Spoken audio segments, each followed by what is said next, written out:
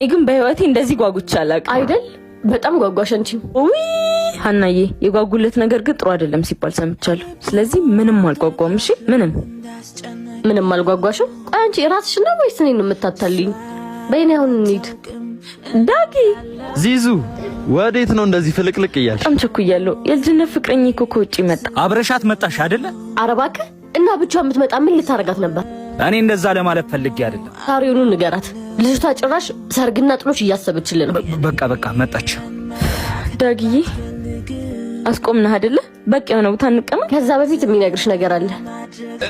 ዚዙዬ ምንም ነገር የለም። ሀናዬ ፕሮፖዝ ላይ ያደርገኝ ነው አይደለ? ሂደን ከራሱ ብትሰሚ አይሻልም? ዳጊዬ ተጨነክ አይደለ? ዚዙዬ ረጅም ጊዜ ያልነገርኩሽ ነገር አለ። ምንም መንተባተባ አያስፈልገውም። እኔና እሱ ፍቅረኛ ማቾች ነን። በሉ ነው በይሳት ይቀለዳል። ዚዙ ዋስለውሽ ሁሉም ነገር ቀልድ ይመስልሻል? ትሰሚኛለሽ? ከዚህ በኋላ አጠገቡ እንድትደርሽ አልፈልግም። ዳግም እውነቷን ነው። እውነቱን ነው። እሺ